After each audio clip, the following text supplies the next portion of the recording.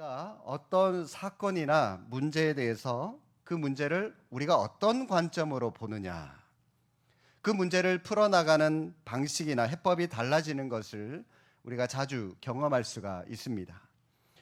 요한복음 4장에서 자기 아들의 병고침을 간구했던 왕의 신하는 예수님께서 직접 자기 집으로 가셔서 그 아들에게 안수 기도를 한다든지 아무튼 자신의 집으로 직접 가셔서 뭔가를 해 주셔야만 고침을 받을 수 있다라고 하는 자기 중심의 세계관으로 예수님께 다가갔었습니다.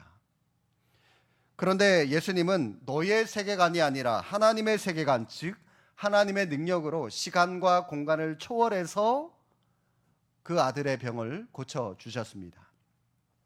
베데스다 연못가에 38년 된 병자도 마찬가지입니다. 네가 낫고자 하느냐라고 하는 이 예수님의 질문에 주님, 그런데요, 제가 먼저 저 연못에 들어가야지 빨리 나을 수 있는데 아무도 저를 도와주는 사람이 없어서 제가 저 연못에 들어갈 수가 없습니다 라고 하는 자기 세계관에 따라서 엉뚱한 대답을 했습니다. 그러나 이때도 예수님은 하나님의 세계관으로 말씀 한마디로 내 자리를 들고 걸어가라 라고 하는 그 말씀 한마디로 그 사람을 고쳐주셨습니다. 성도 여러분, 우리가 아무리 기도를 많이 하고 말씀의 은혜를 받았다고 할지라도 우리가 가지고 있는 기존의 세계관, 즉 내 중심의 세계관을 우리가 내려놓지 않으면 우리도 얼마든지 베드로처럼 주님께 사탄이라고 하는 책망을 들을 수가 있습니다. 변화된 것 같지만 그 변화라고 하는 것이 어쩌면 잠깐일 수밖에 없습니다. 그래서 우리는 신앙생활 하면서 뭐니 해도 가장 중요한 것은 믿음을 갖는 거 중요합니다. 사랑하며 살아가는 거 중요합니다. 그런데 더 중요한 것, 우리의 관점, 우리의 세계관, 우리의 가치관을 내려놓아야 한다는 겁니다.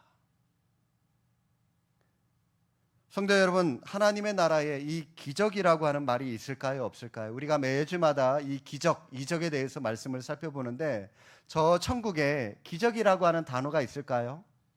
저는 없다고 생각이 듭니다.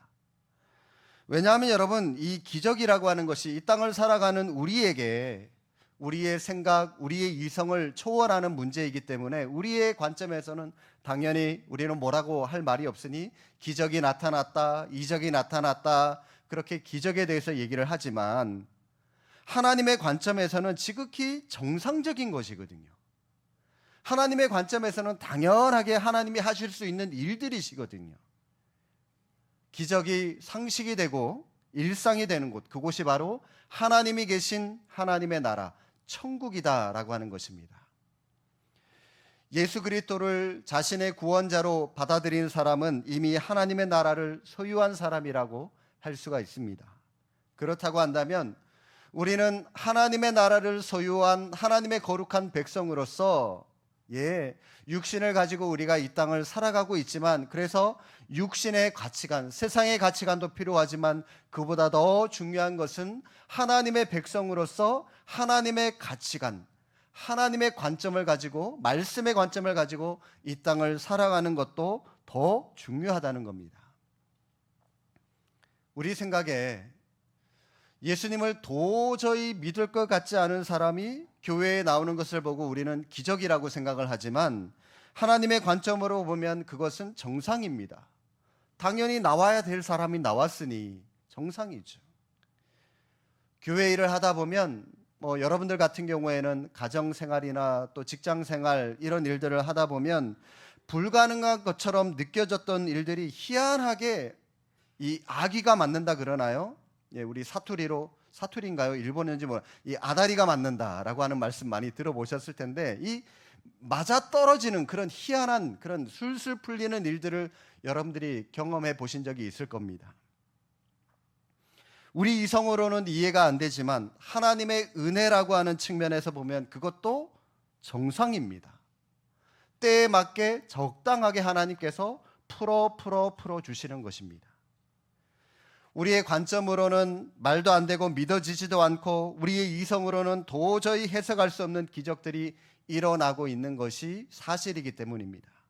그래서 여러분, 이것을 이해하기 위해서 필요한 게 있다면 하나님의 세계관이 필요하다는 겁니다. 그런데 문제는요, 하나님을 믿는다고 하면서도 여전히 하나님의 관점으로 이해하기보다는 우리는 세상의 세계관으로, 세상적인 관점으로 사람을 보고 상황을 이해하려고 하기 때문에 기적과 능력을 경험하기는커녕 세상 사람들과 똑같이 맥없이 힘없이 그저 그런 평범한 그리스도인으로 살아갈 수밖에 없는 것입니다. 예수님이 행하신 많은 기적들이 있는데요, 사복음서에 모두 등장하는 유일한 기적, 바로 오늘 본문에 나오는 오병이어 기적입니다. 여러분, 사복음서 마태, 마가, 누가, 요한 복음에 유일하게 등장하는 이 기적 오병이어인데 왜 네 권의 책에 다 나올까요? 중요하니까.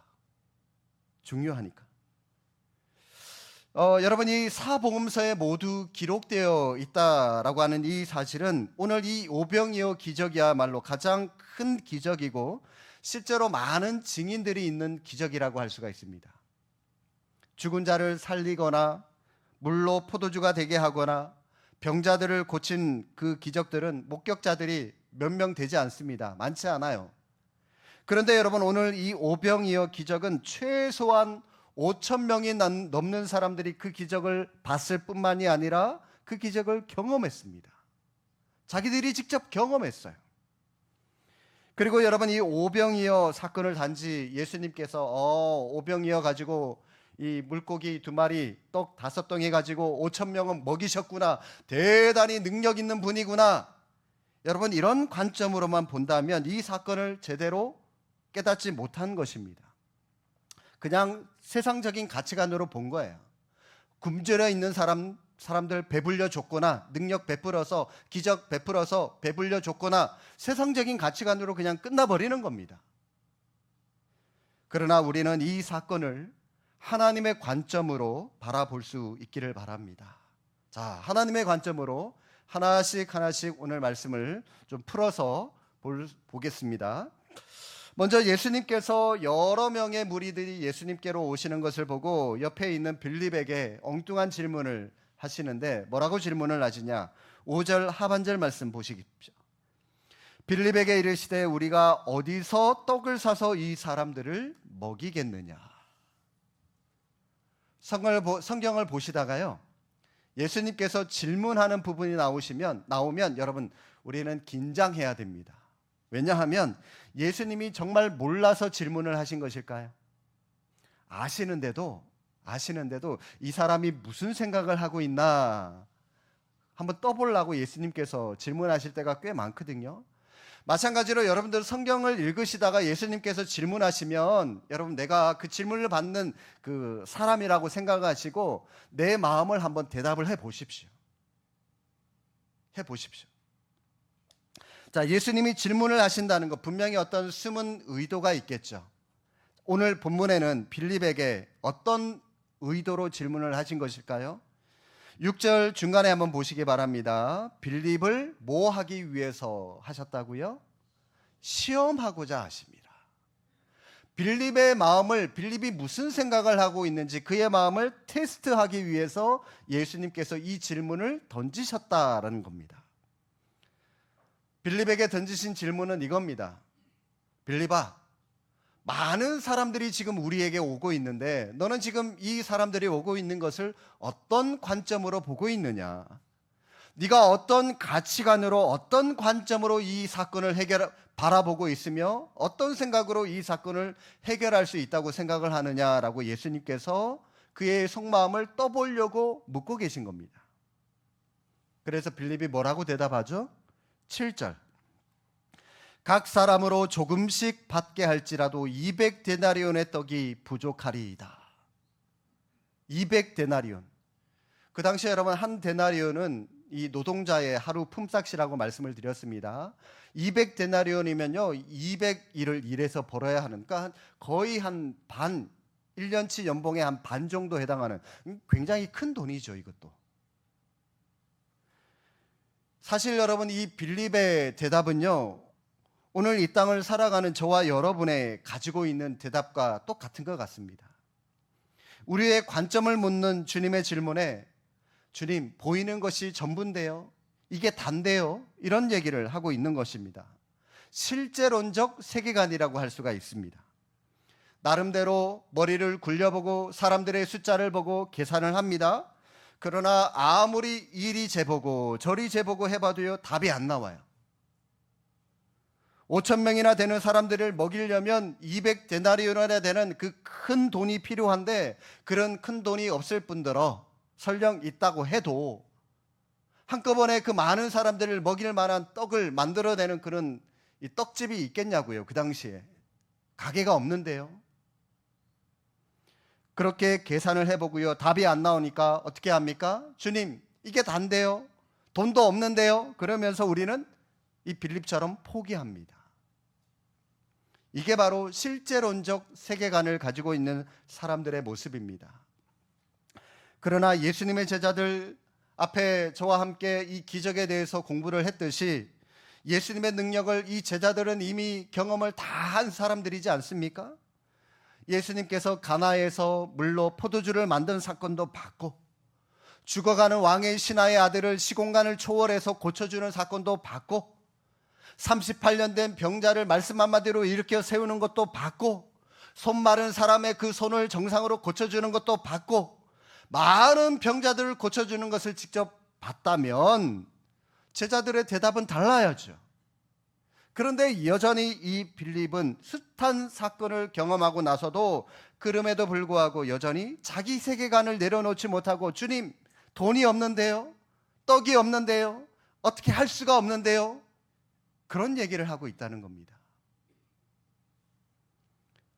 성도 여러분, 하나님을 믿지 않는 사람들이 하나님을 자기 눈으로 직접 본다고 해서 그 사람들이 하나님을 믿을까요? 안 믿습니다.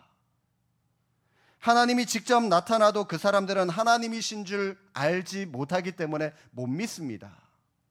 왜냐하면 자신의 세계관을 내려놓지 않고는 절대로 하나님을 하나님으로 볼 수가 없기 때문입니다.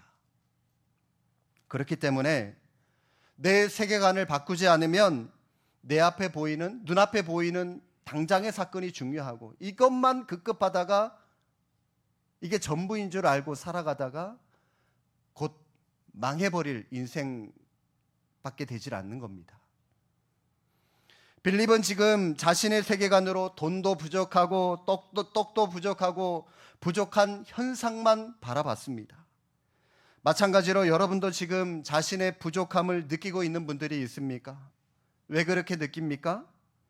그것은 예수님을 바라보지 않고 사람들을 바라보고 현실만 바라보고 있기 때문입니다. 사람은 죄인이기 때문에 사람에게는 여러분 부족함이 있을 수밖에 없습니다. 아무리 멋있어 보이고 예뻐 보이는 연예인 탤런트라 할지라도요, 그 사람도 사람이기 때문에 단점이 있어요. 허물이 있을 수밖에 없습니다. 이 땅 가운데 완벽한 사람 단 한 사람도 없어요. 죄인이기 때문에 다 허물이 있다는 것이죠. 그러나 우리 예수님에게는 풍족함만 있습니다. 빌립은 그 사실을 깨닫지 못했던 것입니다. 우리 교회는 어떤지 모르겠지만 제가 이전에 부목사로 사역에 있었던 교회들을 쭉 말씀을 준비하면서 돌아보니까 소그룹 모임이 있죠. 우리 교회 같은 경우에 이제 순모임이 소그룹이잖아요. 순모임이 있거나 아니면 이제 성경 제자 훈련하는 그 또 순팀 그리고 뭐 구약기관 팀, 교리반 팀, 이 외에도 뭐 청년들, 학생들 수련회 가면은 뭐 조 이런 걸 짜잖아요. 몇 조 그러면서 짜는데 보니까요, 성경 공부에 안 오고 순모임에 안 가요.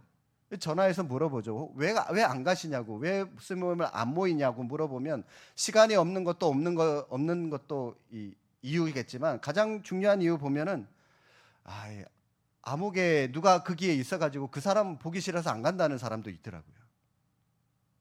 여러분은 그렇습니까? 어떤가요? 여러분, 이 빌립처럼 사람만 보고 현상만 보면 이해가 됩니다. 그럴 수 있어요. 그러나 너무 사람만 바라보지 마시기 바랍니다. 여러분, 사람 다 죄인이기 때문에 허물 있고 단점 있다고 말씀을 드렸잖아요. 그죠? 사람이 모인 곳에는 어디든지 부족함이 있을 수밖에 없습니다. 사람만 너무 바라보지 마시고 그 대신 여러분의 순 안에, 전도회 안에, 조 안에, 모임 안에 역사하고 계시는 살아계신 하나님을 바라볼 수 있기를 바랍니다. 그래야만 여러분 그 은혜를 누릴 수가 있고 넉넉함을 발견하면서 그 모임을 계속해서 지속해 나갈 수가 있는 것입니다. 자, 빌립이 그렇게 대답을 했고요. 곧이어 빌립 옆에 있던 안드레라고 하는 사람이 또 이렇게 대답을 합니다. 9절 말씀 보실까요? 여기에 한 아이가 있어 보리떡 5개와 물고기 2마리를 가지고 있나이다. 그러나 그것이 많은 사람에게 얼마나 되겠사옵나이까. 빌립을 실제론자라고 한다면 여러분 이 안드레는 실천론자라고 할 수가 있습니다. 예수님의 질문에 실제론자인 빌립은 눈으로만 보면서 판단을 했죠. 주님 200데나리온 필요하고요. 안 되겠는데요. 눈으로만 다 계산하고 판단을 했어요. 그런데 여러분 이 안드레는요 재빨리 군중에게 직접 뛰어 들어갔어요.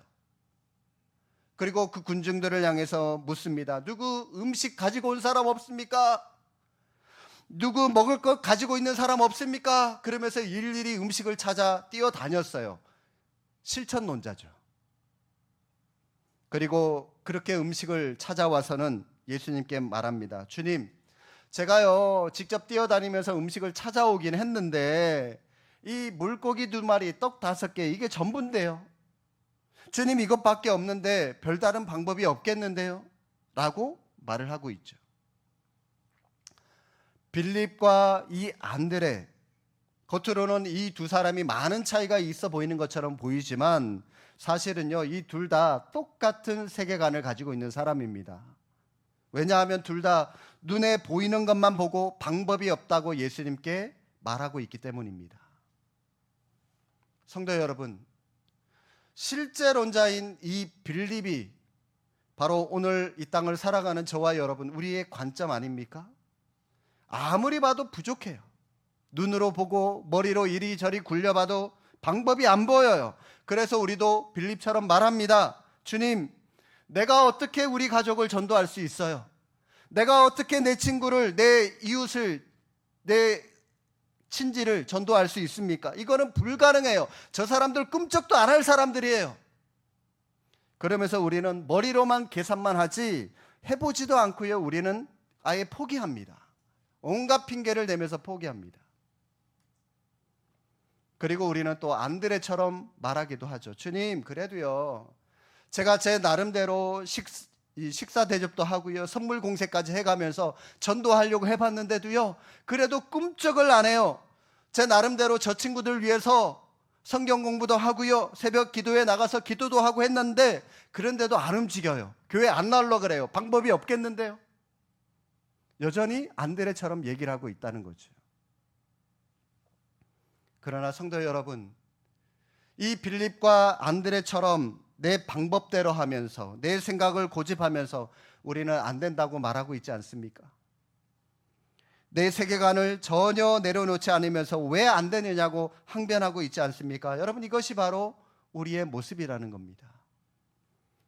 빌립과 안드레는 예수님을 열심히 따라다녔지만 아직도 그들은 예수님이 누구신지 제대로 알지 못했던 겁니다. 우리도 매주마다 교회를 찾아와서 예배하면서 주님을 찾고 있지 않습니까? 그런데 여러분 우리가 나에게 있어서 예수님이 어떤 분이신지 우리가 그 예수님에 대한 정확한 나의 정체성을 발견하지 못하면 우리도 지금 이 빌립처럼 안드레처럼 우리도 그렇게 세상적인 관점 가지고 여전히 살아갈 수밖에 없다는 겁니다. 자, 여러분 이 문제를 예수님께서 어떻게 풀어나갔습니까? 사람들을 10여 명씩 무리지어서 삥 둘러서 앉게 하시고 예수님께서 떡을 가지고 가서 축사하시고 앉은 자들에게 나누어 주십니다. 자, 어떤 일이 벌어졌죠? 12절 13절에 보니까 그들이 배부르게 먹었고요. 뿐만 아니라 먹고 남은 조각이 12바구니에 찼다라고 말씀합니다. 자, 여러분 여기서 우리가 묵상해야 할 내용이 하나가 있습니다. 한번 생각을 해 보십시오.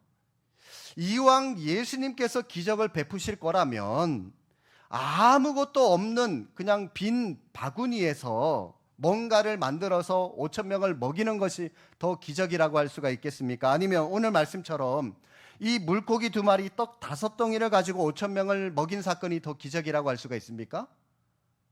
당연히 아무것도 없는 빈 바구니에서 뭔가를 꺼집어내서 5천 명을 먹이는 것이 더 기적이죠.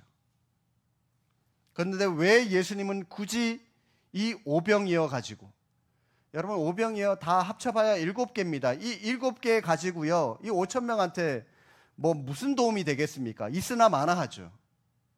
왜 예수님은 있으나 마나한 오병이어를 가지고 기적을 행하셨느냐라고 하는 겁니다. 여기에 2가지의 의미가 있습니다. 먼저 이 오병이어가 누구냐는 겁니다. 누굴까요? 오늘 이 본문에 나오는 떡이라고 하는 말은 보리떡을 말하는 것이고요. 물고기 2마리라고 하는 것은 원문에 보면 토막을 말합니다. 꼭 2마리를 말하는 것이 아니라, 여러분 이 한 마리를 2토막 내면 2토막이죠. 그죠? 한 마리를 가지고 이 토막. 아무튼 작은 물고기라는 얘기죠. 보리떡 같은 존재, 토막난 물고기 같은 존재, 누굴까요? 바로 저와 여러분을 말하는 겁니다. 우리를 말하는 거예요. 하나님은 오병이어가 필요 없는 분이십니다. 무에서 유를 창조하신 분, 아무것도 없는 세상 가운데서 이 땅을 창조하시고 만드신 만물의 주인이신데, 그렇기 때문에 여러분 이왕 기적 베푸시는 거 그냥 빈 바구니에서 뭔가를 만들어서 기적을 베푸시는 게 좋은데, 굳이 이처럼 오병이어를 사용해서 기적을 베푸신 것은 바로 하나님은 보리떡 같은 우리를, 이 토막난 물고기 같은 우리를 하나님의 도구로 사용하신다라고 하는 것을 보여주는 겁니다. 하찮은 보리떡, 이 보잘것없는 보리떡이 예수님 손에 붙들렸을 때 5천 명을 먹이는 위대한 떡이 될 수 있었습니다. 마른 나무 막대기 하나가 하나님의 사람인 모세의 손에 들려졌을 때 홍해를 가르는 위대한 지팡이가 될 수 있었습니다. 우리는 부족합니다. 어쩌면 아무도 우리에게 관심을 두지 않는 하찮은 보리떡 같은 존재라고 해도 과언이 아닐 그런 연약한 존재가 저이고 여러분이지 않습니까? 그러나 연약한 보리떡과 같은 우리 자신만 바라보지 마시고 보리떡을 잡고 축사하고 계시는 예수님을 바라볼 수 있기를 바랍니다. 물이 포도주로 변했습니다. 본질이 변한 사건이죠.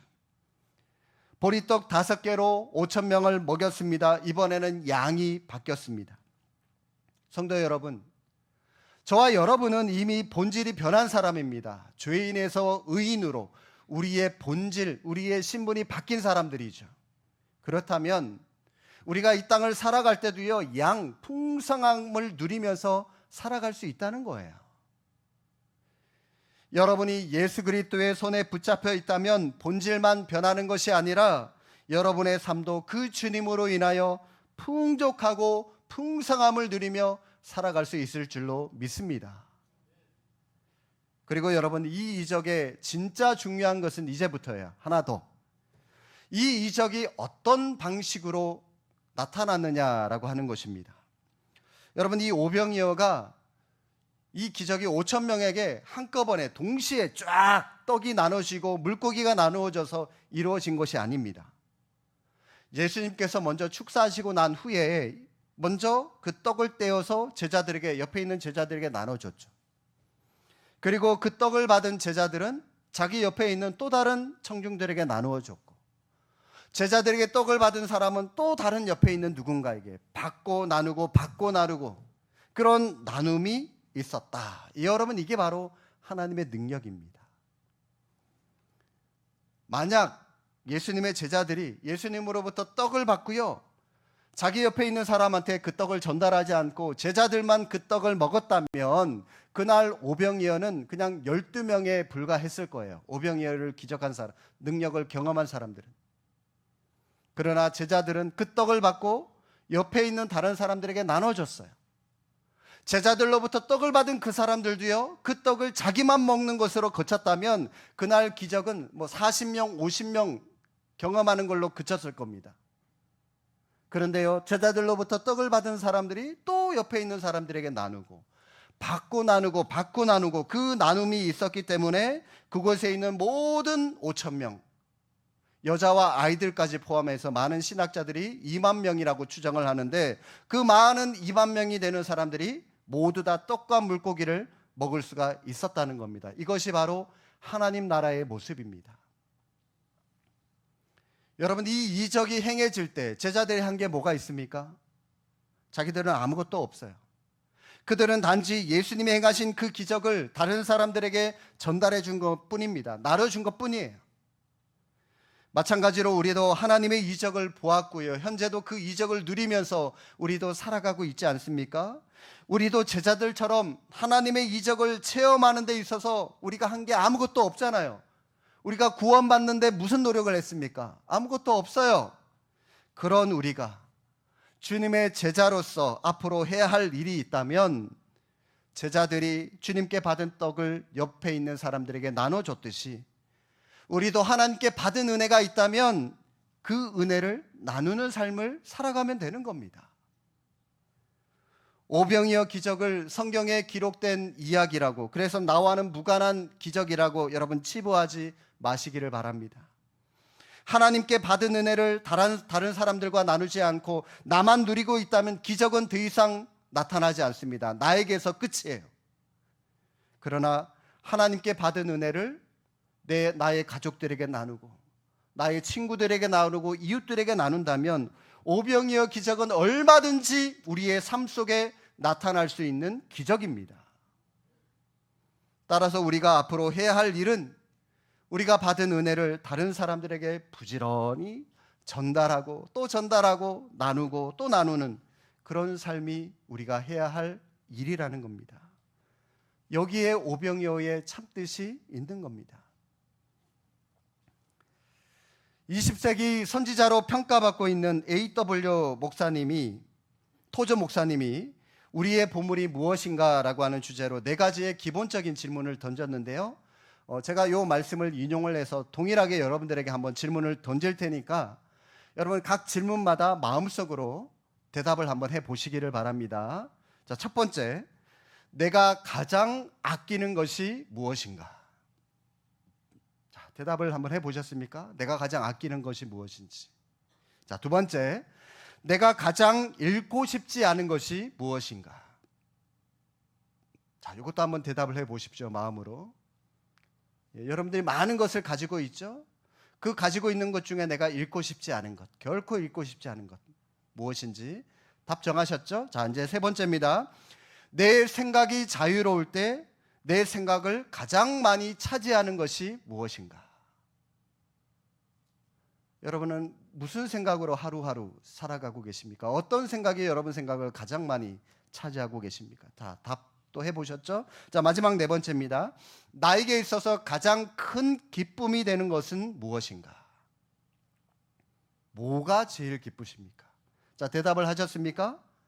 자, 여러분, 제가 왜 여러분들에게 이런 질문 하나마다 이 대답을 해보라고 말씀을 드렸냐면, 토저 목사님이 이렇게 말합니다. 이 4가지 질문에 대한 대답 중에 단 하나라도 예수 그리스도라고 하는 답이 없으면 그 사람은 예수 그리스도를 모르는 사람이다라고 얘기를 했습니다. 예수님이 있으신가요? 4가지 중에 한 가지라도? 없다면 큰일입니다. 골치 아픕니다, 여러분. 이유는 그 사람은 예수님으로 인한 만족과 감격을 모르는 사람이기 때문이다. 성도 여러분, 부족해 보이십니까? 당연히 죄인이 사람만 바라보고 현실만 바라보고 죄인들이 꾸려가는 이 상황만 바라본다면 부족할 수밖에 없습니다. 그러나 하찮은 보리떡 같은 존재, 토막난 물고기 같은 존재인 연약한 우리를 붙잡고 우리의 인생을 축사하고 계시는 예수 그리스도를 바라보시기 바랍니다.